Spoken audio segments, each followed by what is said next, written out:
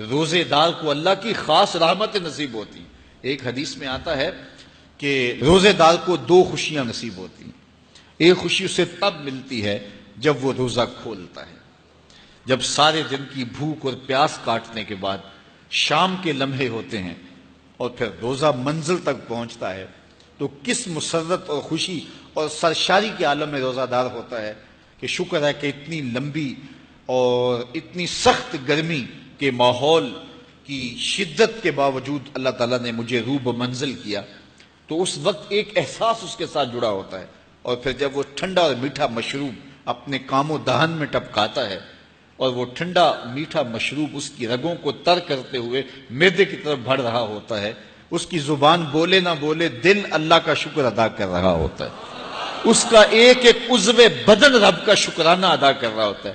وہ ٹھنڈا اور میٹھا مشروب رگوں کو تر کرتا ہوا آگے بڑھتا چلا جاتا ہے، لیکن شکرانے کا وہ پیکر بن جاتا ہے. وہ ایک مسرت، ایک خوشی کا عالم ہوتا ہے کہ روزہ بھی نب گیا، سارے دن کی تکلیف بھی کٹ گئی اور اللہ نے مجھے افطار کے لمحوں تک پہنچایا. فرمایا روزے دار کو ایک خوشی تب ملتی ہے جب وہ روزہ کھولتا ہے.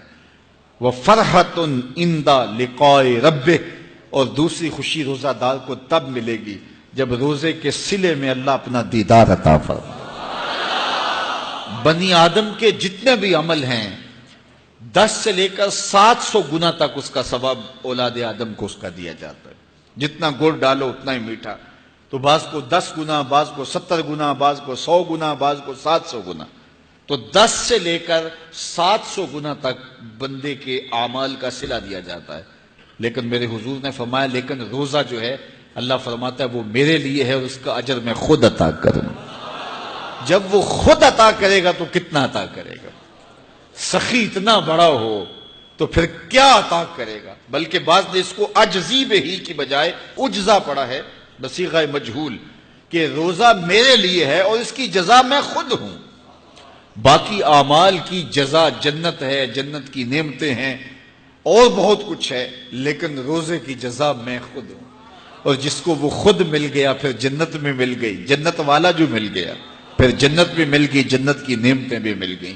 تو روزہ اللہ کی خوشنودی کا ذریعہ ہے، اس کی رضا کا ذریعہ ہے. تو خوش نصیب لوگ روزے کی برکتیں حاصل کرتے ہیں.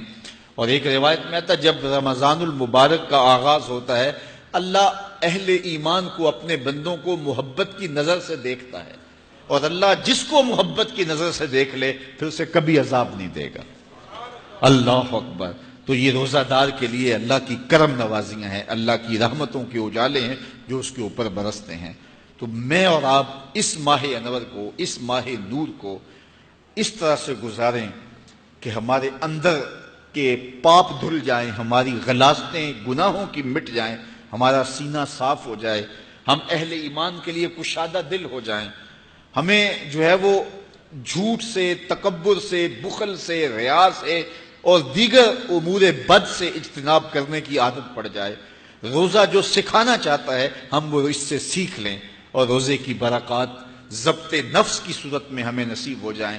تو ہم روزے کے بعد بھی، ماہ صیام کے گزرنے کے بعد بھی ایک نئی زندگی لے کر، ایک تازگی لے کر، ایک نور و روشنی لے کر کے جو ہے وہ معاشرے کے، اسلامی معاشرت کے ایک اہم فرد کی صورت کے اندر جو ہے وہ سامنے آئیں.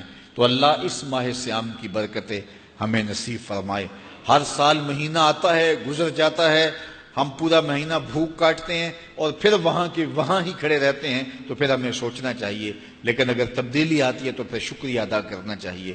آج کی اس تاریخ میں ہم عزم کر کے اٹھیں کہ ہمارا یہ ماہ صیام ہماری زندگی میں ایک سنگ میل ثابت ہوگا اور ہم ایک نئے باغپن کے ساتھ، نئے عزم کے ساتھ یہ مہینہ گزاریں گے اور ضبط نفس سیکھیں گے اس مہینے سے.